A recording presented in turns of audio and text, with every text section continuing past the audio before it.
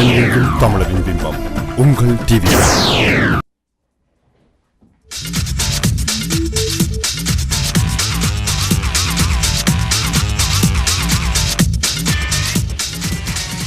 Welcome to CrossRoads on TVI. I'm your host, Parthi Kandaval. This last week has been a tumultuous one at the Toronto City Hall. The Toronto Star and the US website Gawker.com published reports of witnessing a supposed video filmed by a drug dealer which allegedly features Toronto Mayor Rob Ford smoking crack cocaine. Following these explosive allegations, Mayor Ford laid low without addressing these allegations, calling them ridiculous. He eventually came out this past Friday saying, "I do not use crack cocaine, nor am I an addict of crack cocaine." Yesterday, the Globe and Mail published an investigative report outlining several drug-related incidents featuring Rob Ford's other two siblings, Kathy and Randy. Also in particular, a focus alleging Doug Ford, Rob's brother and City of Toronto councilor, dealt hashish in Etobicoke during the 1980s. All of this has unfortunately landed the City of Toronto in considerable international media, from the BBC to Comedy Central to the New Yorker. Furthermore, this last week has allowed much reflection on the state of Toronto and its future. To discuss the Ford controversies and City of Toronto in general, we are joined with political writer and watcher Dhiva Balendra, City of Toronto Youth Councillor Nirupan Sivakumaran, and joining us through phone is Vallavan Kugadasan, a political and management consultant with Deloitte. As always, please call us and share your thoughts, ideas, and questions at 416-623-8100. Welcome. Thank you for joining us on the show, Nirupan and Divakar.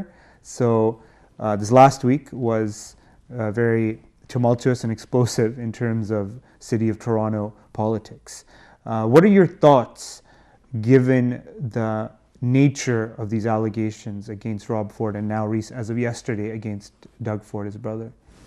If I may begin, I think right now there just isn't enough evidence to make any allegations because we do have two different sites saying that they saw this video, but I think that without having a copy for ourselves to analyze and understand, we'd be jumping to conclusions. There is possibility of some sort of forgery. There is possibility that maybe it's out of context or maybe it was something else that we didn't understand. But I think at this point, it's not about whether he did or not. We just don't have enough evidence to make a conclusion. And I think until we have a copy for ourselves to go into and actually see what they saw specifically, we can't really say anything at this moment. Dhiva? Well, I think it's kind of comical, actually. You have two Somali drug dealers from Rexdale who are trying to sell a copy of this video that apparently Gawker and two journalists from the Toronto Star have seen that purports to show Mayor Ford enjoying crack cocaine and calling Justin Trudeau the F word, the three-letter F word. He's apparently calling his football players, the ones that he cares about so much, minorities. So this has obviously drawn a lot of polemic, and he's become probably the most notorious, most famous current mayor in the world. And I don't know how you feel about that. I'm a little bit uncomfortable with that. I think in the Bloomberg News there was something about, well, Toronto can't, call themselves a sanitized city because they clearly have issues. We have a big city mayor with big city problems. Marion Barry would be proud. So I don't know how I feel about this, but I'm comfortable with it. You're comfortable. Okay, so Nirupan, a lot of observers and writers have commented on the fact that it took him a week to acknowledge it, right? And the absence of a denial, many assumed to be admission of guilt. Given that reality, or given that perceived reality, what are your thoughts on that? I think it took him a week to respond to these allegations. I think that's more of a tactical thing or a strategic thing than anything. I think it's unfair to criticize because he didn't say anything for a week. That to say, oh well, he did it just because he didn't say anything. I think that he might have wanted to give time to figure out exactly what they were saying about Rob Ford. And I would say that there are other problems with the story, like as you mentioned, you could talk about how there was crowdsourcing for almost $200,000 to get this video. And then when they approached these drug dealers, they actually found that they couldn't find the video. So I think that... Or they couldn't get a hold of the drug dealers. That was more the reality. I think it was either one. But the thing is that either way, there are a lot of concerns about the legitimacy of these claims, and I think again, we can't jump to conclusions, right? To accuse someone of smoking crack cocaine and insulting one of many politicians is a pretty large claim without any evidence. Here's my problem with that. Rob Ford has denied the DUI case and smoking marijuana. He's denied that 2006 story where he apparently was shouting and being belligerent to out-of-towners at that Leafs game. He later admitted to both. So this is a history of a man that's demonstrated a little bit of duplicity, belligerence, and a lot of other issues. There's a lot of allegations against Ford, and I have a little bit of a problem with, like, for instance, I don't think I would want the CEO of my corporation, i.e. the City of Toronto, a $9 billion corporation, riding a motorcycle. And in a similar vein, I don't think I would want him hanging out in this subterranean clandestine world, exchanging crack cocaine with Rexdale drug dealers. I'm a little bit uncomfortable with that because I think that the City of Toronto's mayor is a very important position, and I don't want him risking his life. I don't want him risking the reputation of the city.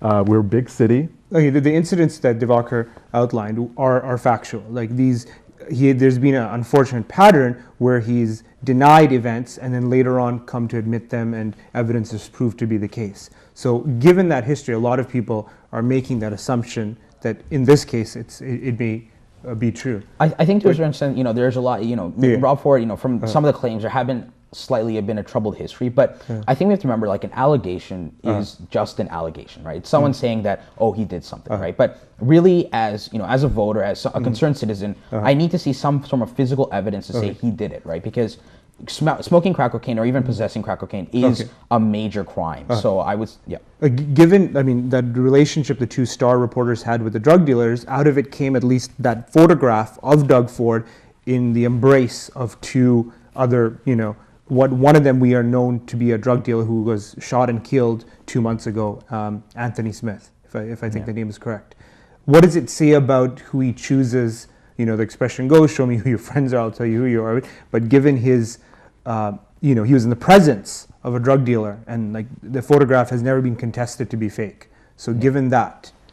I think, again, it is, it definitely is not a good photograph. It's very concerning as a person to see Rob Ford with two drug dealers. But again, I think in terms of the video about what he was doing and how he was doing it, I think we need to see that video because that photograph was pulled from that video, I believe. Okay. So I think, again, we need to have something we can analyze because forgeries are still very possible. And we have to recognize Rob Ford is the mayor of one of the largest and most powerful cities in the world.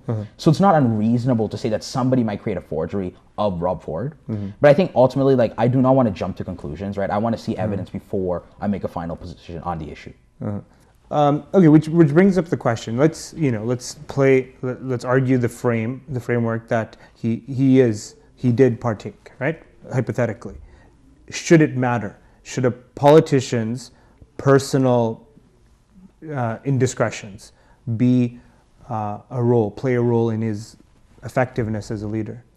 I would, if you mind, I would definitely say that is very concerning because it does affect his character as a person. I think that is something we do need to take into consideration because if you're in possession of public money and if you're doing illicit and illegal activities, that is concerning as a person. Like, should you be trusted with the public and should you be trusted to represent Torontonians? And I think in that sense, his personal life does affect his private life. And I would say there really is no distinction between the two. How you act in your private life, reasonably, right? Saying that is how you act in the public life. And I think they're really inseparable in that sense. Dhiva, what are your thoughts? Yeah, I think I'll give you a movie suggestion here. Wag the Dog. I think everyone's familiar with it. I'm pretty sure you're familiar with it. Yeah. And then in '97, that movie was released in '98. There was the Monica Lewinsky scandal. And in August, I believe there was a bombing by Al Qaeda in Africa. And then there was a retaliation by then President Clinton, and he bombed 4 Al Qaeda installations, let's call them. And there was a lot of people who believed that this was a divergence campaign to divert the public's attention from the Lewinsky scandal. So history has obviously absolved President Clinton, right? We now know that Clinton was acting on correct intelligence, Yeah. that the Bin Laden fascination was something that should have been pursued, maybe even a little bit more. But back then, if you read the articles, there was Republicans and Democrats who thought maybe this is Wag the Dog. And, times have changed. That's what we need to understand. Historically, our first prime minister, Sir John A. Macdonald, was alcoholic by most accounts. Churchill loved to drink. He also fought the Nazis, right? But today we live in a different time. We live in a time where 2 drug dealers from Rexdale can hold the city hostage, right? So times have changed. I think that's a very strong statement to say they're holding the city hostage. Well, I don't know about hostage. Maybe I should choose my words more correctly. But 2 drug dealers from Rexdale have undermined the credibility of the mayor of Canada's biggest city. Or has he undermined his own credibility by, in the photograph, which he hasn't denied? That's the point, Parthy, that Yeah. we can't separate those spaces of public, private. They're a little skewed, and I don't think there's a clear delineation. Okay. But given how, take Obama and Clinton, who both favor very well in both US and Canadian polling in terms of their effectiveness as a leader and their character. And given their own, and Obama has admitted to smoking marijuana. So given those 2 things, using that as a frame, does it matter if Rob Ford committed these allegations? I think if you were to take a perspective of, if you're a voter, right, and you're figuring out, should we re-elect Rob Ford? And the questions that come into your mind is, one, his personal life his private life is a concern, because how he acts and his character is a concern. But when we look at Rob Ford and when we look at Obama and Clinton, right, the reason they're elected is not only because of how they act in their private life, but also how they act in the public sphere.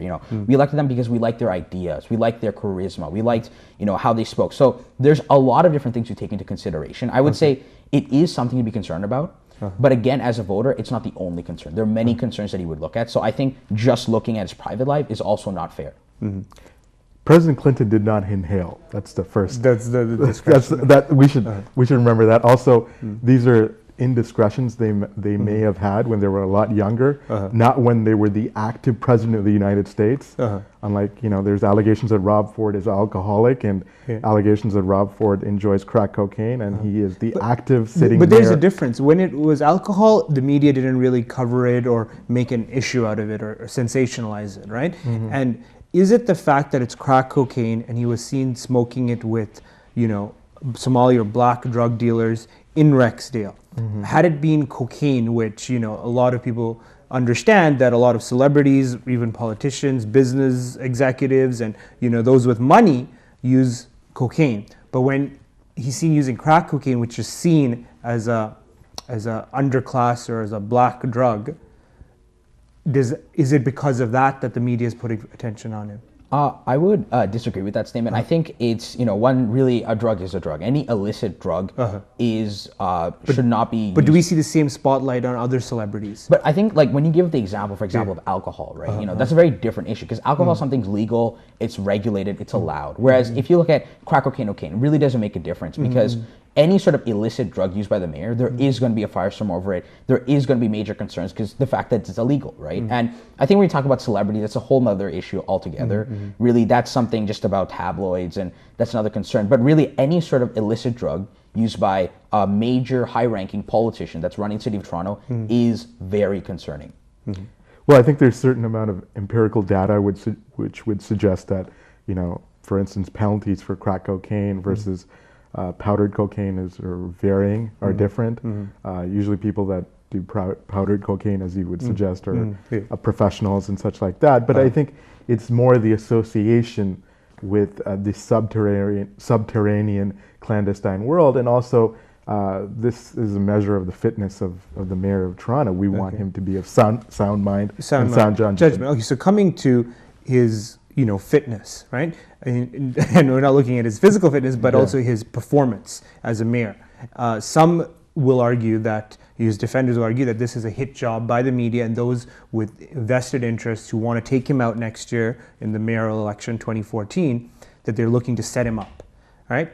How is his job? So on that question of job performance, what are your thoughts on, has he been effective? Is he been doing the things that he said he would do and was elected to do? Sure, I'll go ahead.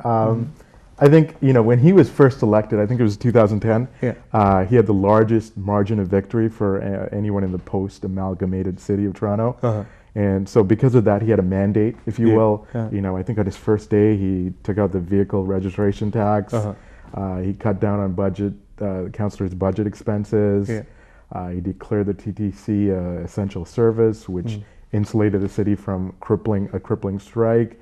He contracted out garbage service in the West End. So these are successes, but those are early successes which are symbiotic or symptomatic of a mayor with a victory such as that. However, later on, we've seen some humiliating defeats. The thing that probably crystallizes this is Subway versus the LRT.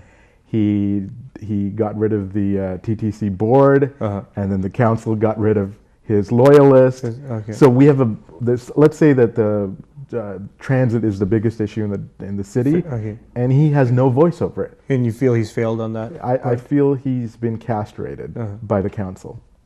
I would say my major concern is that he hasn't been able to work with a lot of the other councillors. Like we've seen time and time again, where a lot of the major platforms and ideas he was running on, for example, casinos, subways, LRTs, all the ideas consistently failed. And the major concern is the fact that he hasn't been as cooperative with other councillors, taking a very hardline position on many issues. And I think that is the reason why he can't get a lot of things passed.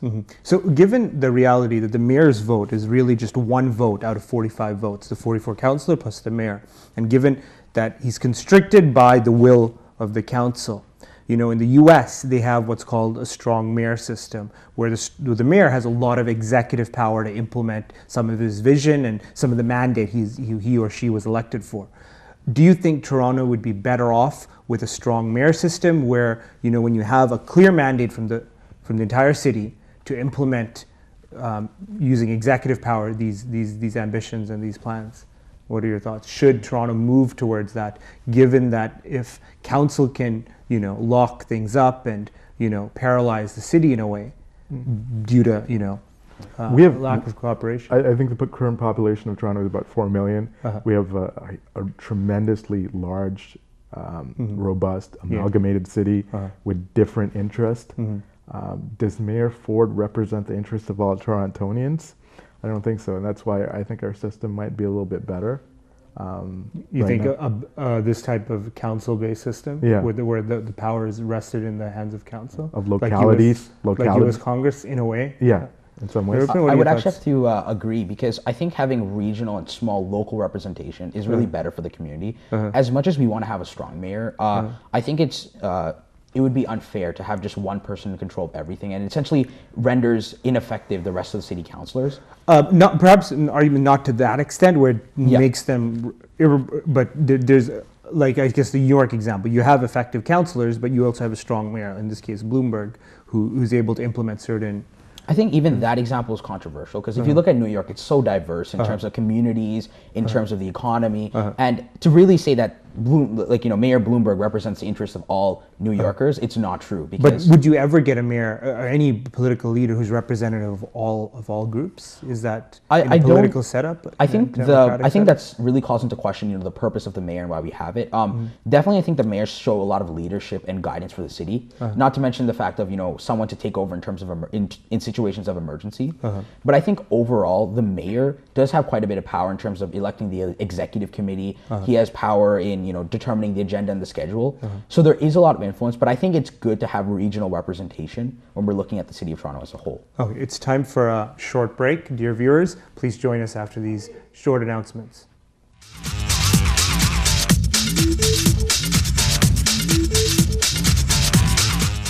Welcome back to CrossRoads on TVI. Today on CrossRoads, we're discussing the recent Rob Ford controversies, as well as the city of Toronto in general, its state and its future. On our show today, we have Nirupan Sivakumaran, Dhiva Balendra, and Valavan Kugalasan. So when we left off, we were discussing Ford's performance as mayor thus far. But going back to why Ford came into power, and as you mentioned, it was an overwhelming mandate in his win.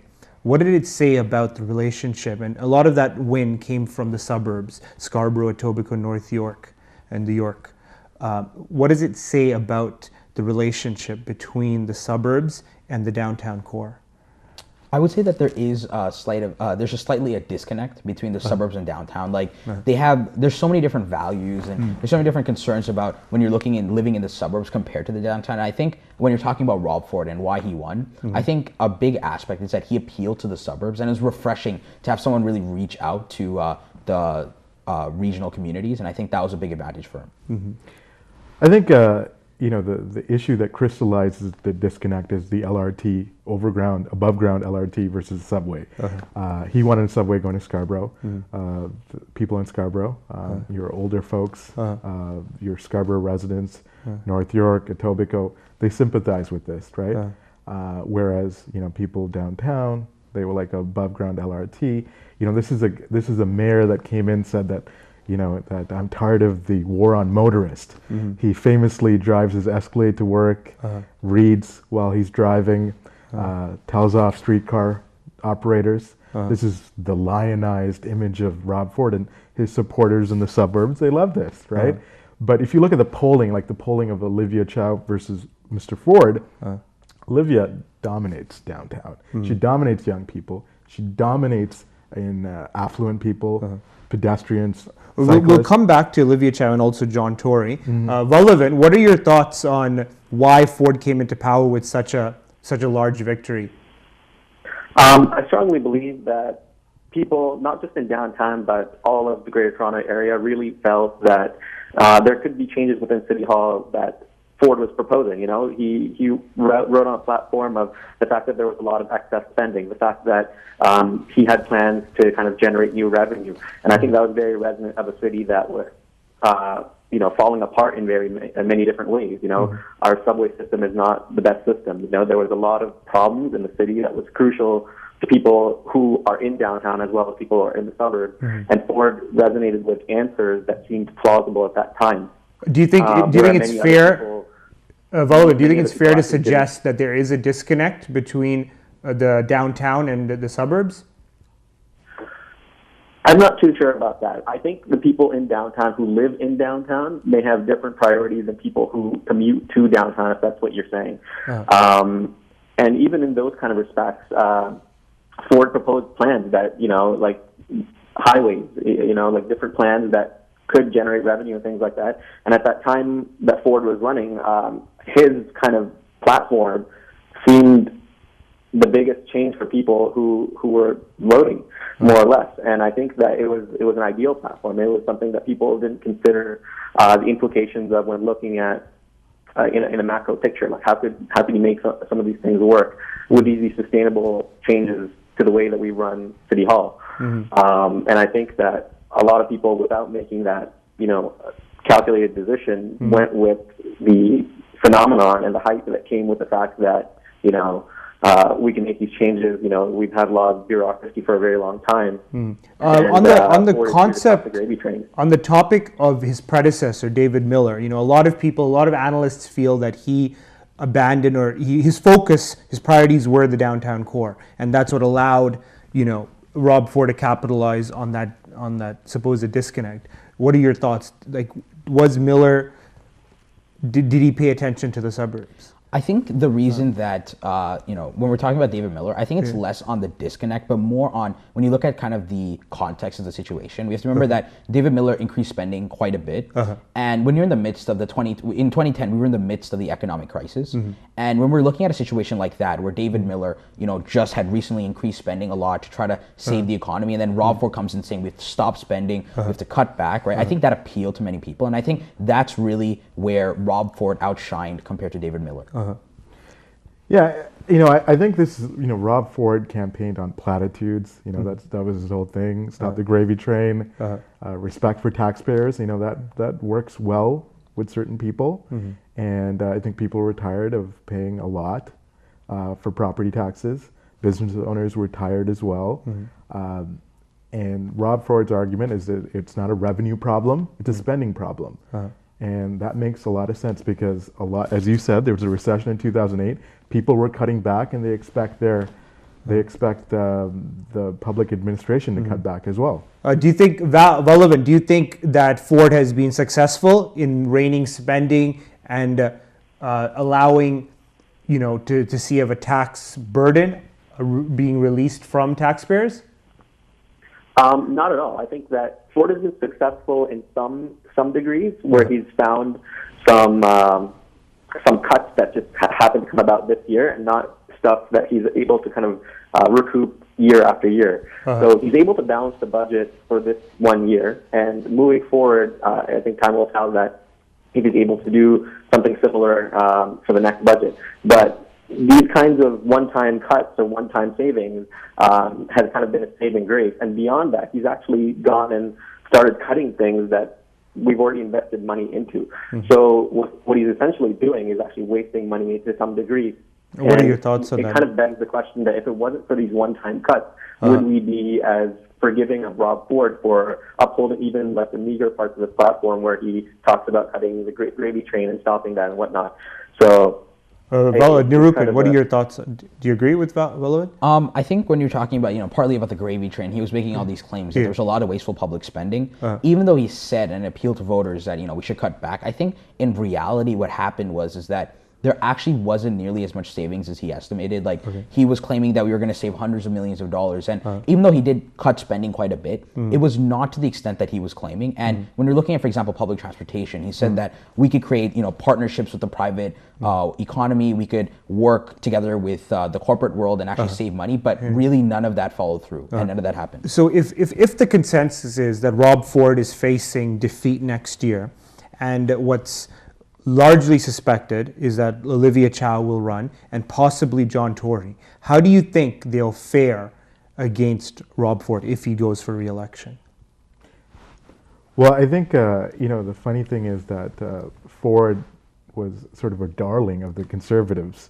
Maybe in 2010, those famous barbecues. Stephen Harper visiting his house. Exactly, those famous barbecues of Stephen Harper, Jim Flaherty, who's a close associate. I think Mike Harris may have visited. John Tory, all these, his bedfellows. They've pardon my expression, they've dropped him like a bad habit. And so, his future looks bleak. Let's be honest. If you look at the polling, Olivia Chow has been destroying him. But is that out of her own self, or is it kind of a halo effect from Jack Layton's passing? And I think it's a halo effect from Rob Ford. Okay. Not so much that people are voting for her, but voting against Rob Ford? I think that's the optics. I think when we're looking at Olivia Chow and John Tory, I think they both have a long and established history. Not so much Olivia Chow, because of course Jack Layton is a major Torontonian and Canadian public figure, but I think it's important to remember that with Rob Ford, anything can change within the next year. If we were to find out tomorrow that the video allegations were false, that would really support his claims that the media is biased against him, and that would probably increase support for him. And what I'm thinking is that I think it's just too soon to say. At this point, we're kind of guessing. There has been a lot of extensive polling, but it's very hard to decide on that because, it changes all the time, right? At one point, John Tory might take the lead because John Tory is also a very established Canadian politician with a lot of supporters. I think the future for Rob Ford, as it stands now, is he might not become mayor again, but if he just wanted to become a local MPP, he still does have a strong base that supports him. So, but again, it's very too soon to say. I would say it takes some time. Valovan, what are your thoughts? What do you think Toronto's appetite is going into 2014? Are they going to look for, a left, a figure from the left wing, Olivia Chow, or what John Tory is looking to present himself as a centrist and in the middle? Or do you think? I think that Olivia Chow has a lot of support in the downtown core. I also think that the people's perception of John Tory is somebody who has a lot of business acumen and is someone who's able to fix problems that involve, monetary allocation and things of that nature. Okay. At the same time, I can't quite distinguish what the previous speaker was saying, but I think it was along the lines of confirming the media bias against Ford if the video doesn't show up, and I completely agree with that. And at the moment, that's really what seems like the case, and the only thing that's really keeping up Ford on that platform of still under scrutiny is the fact that his address to the public really wasn't as wholesome as people would have expected. Do you think Olivia Chow can appeal to the suburbs, given that or is it too soon after David Miller's tenure? to have a I think downtown that mayor? John Tory has the biggest appeal in the suburbs because of just the fact that his persona is someone who has fiscal competence and is able to run things in a way that is business oriented, and he's been very successful in those endeavors. And we have a big monetary problem at city hall, so the people really want to kind of move towards people, I think, or gravitate towards people who can fix that problem. What do you guys think? Can the suburbs, accept a downtown mayor again? I think it is possible. I think there's really just one question that's going to come up when we figure out, is it Olivia Chow, is it John Tory, or even possibly Rob Ford? It's really just going to be the economy, right? If we find that, 1 year from now, the economy is booming, everything's going great, people will be open to a downtown mayor, and they'll also be open to possibly a left-leaning mayor. But if we find that the economy becomes very difficult, if it's hard to get jobs, if unemployment goes up, we're definitely looking at more support for John Tory. What are your thoughts, Dhiva? Is it going to be economy or transit in 2014? I think it's going to be a combination of things. Obviously, different localities will have their own issues. I think a lot of people, transit is a big issue, but taxes are a big issue as well. So I don't know what's more important. I think it really depends on the individual and where you live in the city. Vallabhan, do you think transit will be the number one issue in 2014? Given that the city of Toronto, the province of Ontario is, under Kathleen Wynne, has been, putting a lot of attention and focus on transit. I think it is definitely going to be a very big issue, but I don't think it will be the only issue. I think that the fact that we still need money coming into the city will be just as big as an issue, and if not, bigger, because it essentially has been the driver of, all of the topics so far, including things like the casino and things like that. Even though that was voted no, we still need to find a new revenue source if we want to kind of move into building a better transit system. Okay, on the topic of the casino, this past week saw that council almost unanimously defeated the casino project, which Rob Ford was a fervent supporter of. What does it say about, not just Rob Ford, but those pushing the casino idea, about the vision and future of the city of Toronto? Well, I think Rob Ford's whole platform is we'll sell whatever we can from the city to the highest bidder. Okay. And some people aren't okay with that. The Island Airport is a great example of that as well. The casino is another example of that. A lot of people aren't comfortable with that, and there are trade-offs, obviously. Does our city have a vision? I think our city does, and what we've emphasized for so long is that we want to protect small businesses.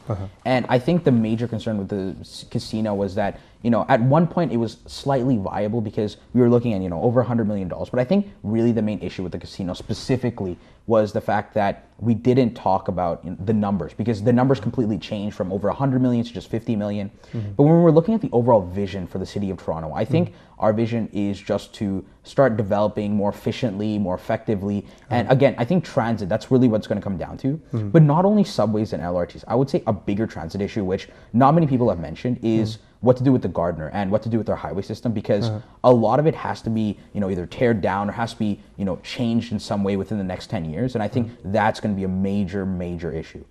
Do you see a vision for the city of Toronto in the terms like, a lot of people say we're trying to become a world-class city. We're not there yet. What do we need? Well, I think, going back to the David Miller versus Rob Ford, a lot of people argue that David Miller did have a vision, right? Waterfront revitalization. I think he wanted to host the expo. Miller doesn't have those big ideas. You mean Ford? Rob Ford doesn't have those big ideas, right? Rob Ford's very, short term. Let's cut taxes, stop the gravy train, respect for taxpayers. He doesn't think long term. He doesn't look at optics. It's all about, the media, the left wingers. It's a very short-term kind of thing. Instant gratification society he lives in. Vallabhan, what are your thoughts on Toronto's vision? Is there one right now, or as a city, are we in a state of flux? I think there is a lack of vision in Toronto right now. I think the only kind of glimmering light is the fact that they're trying to, in City Hall, propose that in 2025 we should bring the Expo 2025 to Toronto and kind of use that as a revitalizing mechanism. And I think that's one of the only kind of ideas, and we're not sure actually as to how the economic impact of that idea will be, and that's actually being discussed at the moment. But that's one of the only viable ideas that I've been hearing from City Hall at the current moment. And it's not the fact that they, cut the City Hall, cut the casino and voted no for it, but it's that there, for a long time, has not been really no discussion as to how we're going to get that $90 to $100 million that was cut by the vehicle registration tax back. And I think in retrospect, that was a move that really took a lot out of the budget. And it's true that there needs to be something value added that the consumer can take, or the residents of Toronto can take, to pay that kind of amount, every year after year. But it was a substantial loss, and from that point on, I really haven't seen a clear vision. On that topic, a lot of people would compare us to Chicago, to New York City, to London, England, and by all measures, we don't compare. How can Toronto become a world-class city? What are your thoughts on that? I think it's important to recognize that Toronto is relatively new and small for the size of our economy and how powerful we are. And when we're looking at, for example, New York City, there are almost 30 million people, right? In comparison, I think New York is about 12. Yeah. It's because when you're looking at New York, How about with Chicago, which is a comparable city? Chicago is a comparable diversity, lakefront. So if we were to compare it on that front, Toronto definitely is up there. We are growing, and I would say for us to become a world-class city, our focus should be really on, just improving the other things, like even the fine arts. We've had a severe lack of funding for the fine arts, and then on top of that, stuff like our environmental record, stuff like having effective transit. That's the one thing we really lack in. But I think it takes time, though, right? We have to start focusing on, developing a lot of, we have to create innovation, right? From Toronto, we have a lot of businesses, we have a lot of growth, but we still have to build up our name and reputation. And again, that'll take time. Okay, it's time for a short break, but we'll continue that discussion when we come back. Please join us after a few brief announcements.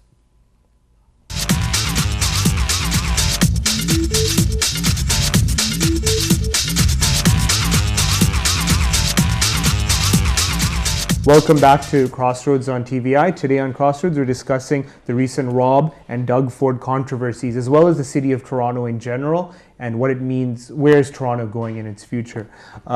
Earlier in the show, we discussed Rob Ford and the recent controversies surrounding him. However, yesterday, the Globe and Mail released an investigative report outlining drug incidents involving the entire Ford family, but with particular focus on Doug Ford, who is a City of Toronto councilor, representing the same ward that Rob Ford used to represent. And the article alleges that Doug Ford was a drug dealer in the 1980s.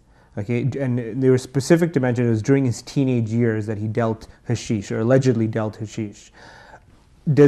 Should his indiscretions, if they're true, during the 80s matter 30 years after? I would say that's definitely a concern, because someone who deals drugs, who's looking for easy money, right, that does call into question their charisma and leadership. I'm not saying that Doug Ford did do this, but if he did, it is very concerning, because when we're looking at trusting someone with public money, this is something that we want to make sure, knows how to, safely use money, won't look for the easy way out, looks for a long-term solution instead of short-term solution. And I think in that sense, anything he's done in the 80s or even in the past, right, should be taken into consideration. But, if, Dhiva, what are your thoughts on, okay, these are his teenage years. Many teenagers run afoul of the law, make mistakes, get in fights, various, indiscretions or things they may regret.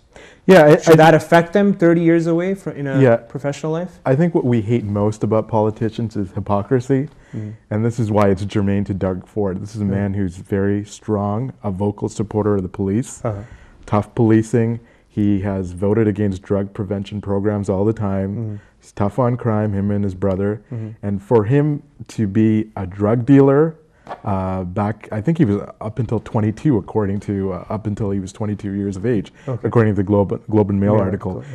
In fact, his entire family, his sister, his brother was even arrested for a kidnapping case involving drugs. So this is very germane. If the whole Ford family... But siblings aside, Doug Ford in particular, who has a remarkable career growing the family business to great... Look, he was a drug dealer in the 80s. His father had a $100 million business. Deco labels. I think that it became $100 million. Well, it wasn't $100 million. They lived in an affluent neighborhood. Why was he dealing drugs, right? And there's a hypocrisy here, right? Today he's tough on crime, tough on policing, against drug prevention programs. And just to play devil's advocate, what if it's because he had a bad experience with the drug trade, assuming he did it, and and from his youthful indiscretions, Well, he's realizing. Fess up then. Fess I up. mean, but that's the thing. It's an allegation. He's denying it. There's 10 people, 10 people, according to this Globe and Mail article, that are, they're calling Doug Ford out. Okay. Where there's smoke, there's fire.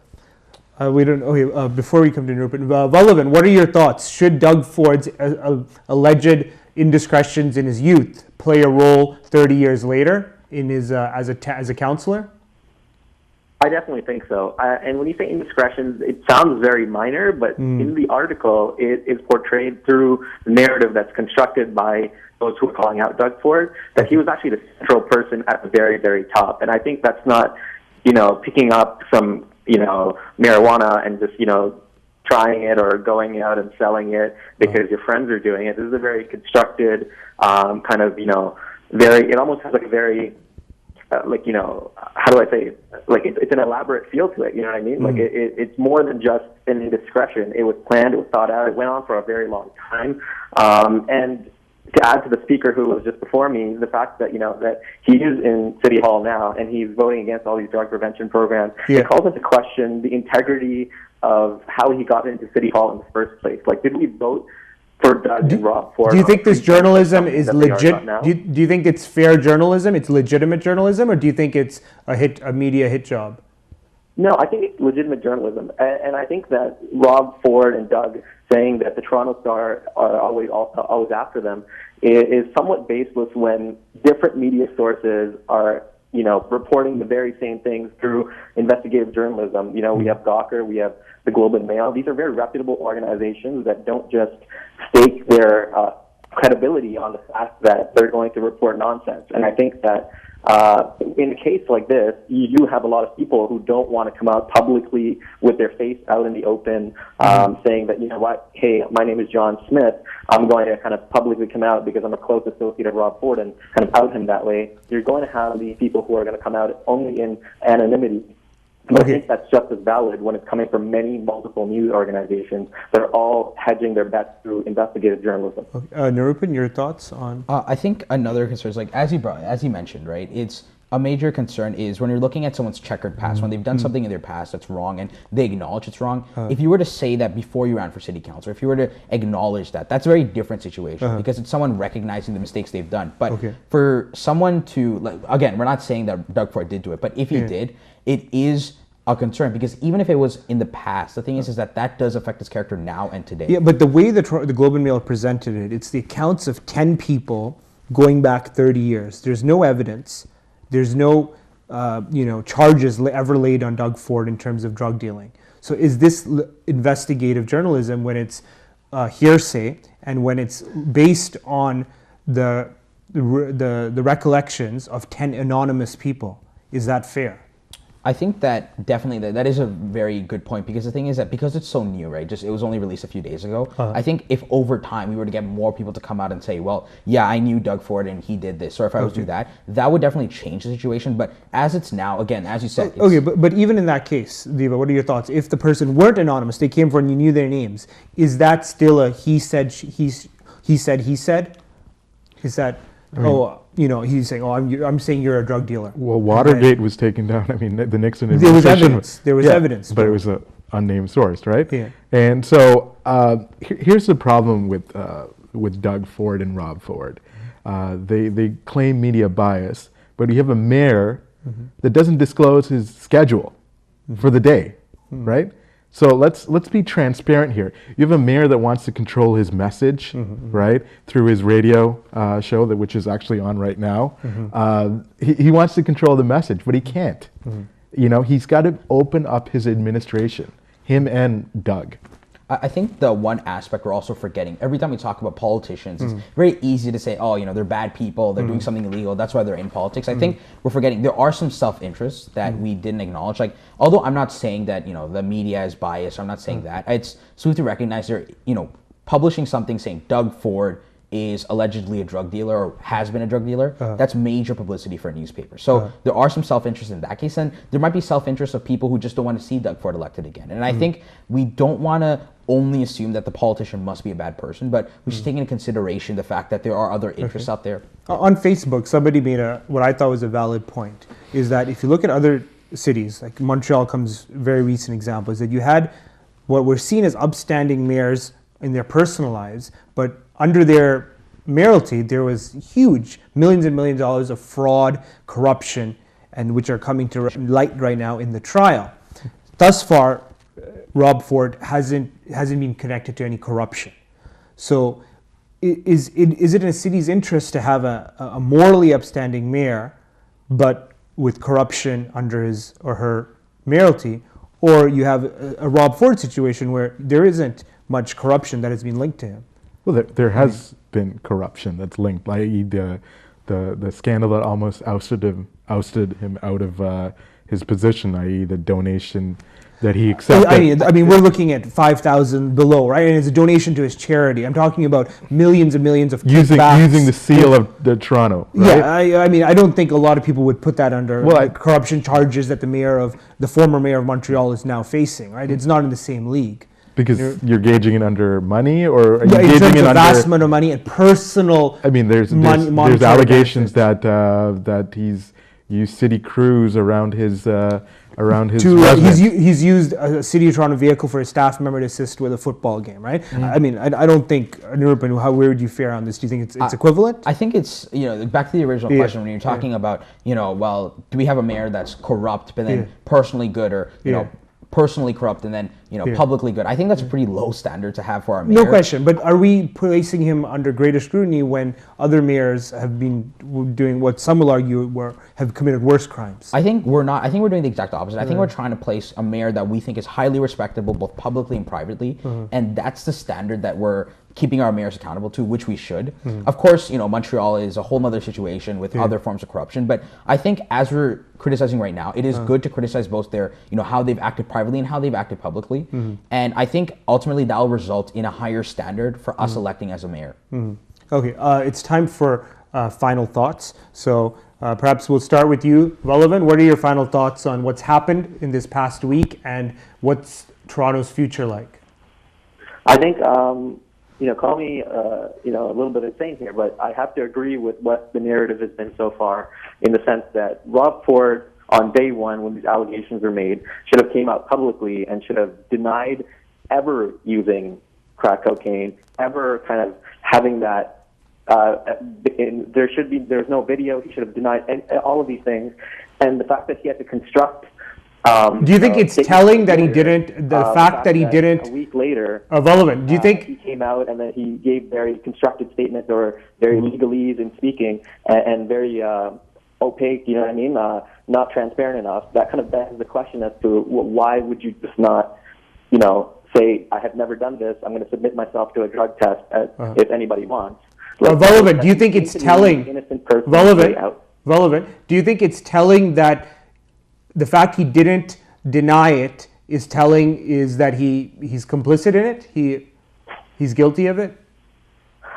I wouldn't say that he's guilty, but the fact that he's not denying it tells that there's something to hide and that he doesn't want to say things that would later implicate him. And I think that this is a common thing that you see amongst people who are guilty of something, but maybe not the exact thing that we're presenting here. So it really begs the question as to why that there is such, fear in the Ford campaign, and why that they fired his chief of staff. Like those are things that still haven't been answered, and they should have been answered on day one. And it shouldn't have taken this long. So there is something to hide, and that's what people think. Dhiva, what are your final thoughts? Just following up on what the Valovan said is that he should submit to a drug test, and maybe the Toronto Star and Gawker can pay for the drug test. Oh, they can crowdsource it. Yeah, they can crowdsource it. That would be the easier way to clear it up. But I just have just a little bit of a departure here. Going back to revenue versus spending, I consider myself a fiscal conservative, but you have someone in Rob Ford who wants to have cut everything. And there's a video that anyone can look up. He wanted to cut the library budget pretty extensively. And there was a little girl, I believe she's of a Tamil background, and her but her library, there was going to be her library Woodside, in Woodside McAllen Square Finch. was going to be, there was going to be huge cuts. And I remember what she said. She said, I'm 14 years old. I'm not a president. I'm not a director, but I want people to pay their taxes. And when I get a good job, because I attend that library, I will pay my fair taxes. She cried and she sobbed. And everyone in that crowd, that audience, clapped for her because they knew that that was the truth. Okay? And so I think we need to prioritize spending. I believe let's look at spending and let's do a hatchet job on it. But let's look at it closely. Nirupan, your final thoughts? I think my final thoughts on the issue is very simply, whenever you make a conclusion, you have to look at the hard facts and evidence. And personally, I don't, as much as however I feel on these allegations, it just comes down to, is there proof, is there evidence to support these allegations? And until there is hard definitive proof, I won't, say that, Rob Ford or Doug Ford are involved in drug dealing. And I think the public, as a final note, really should just look at, what evidence is out there and make their own decisions for them. Thank you, Nirupan, Divakar, and Vallabhan. Dear viewers, thank you for tuning into TVI's Crossroads. We'd like to hear your input for Crossroads. Please connect with us through email, tvicrossroads@gmail.com, or through Facebook. We have two accounts, our Facebook page as well as our Facebook profile account where you can add us as a friend and you can share your ideas and thoughts and maybe some ideas of what shows we can do in the future. I'm Parthy Kandaval. Have a good week.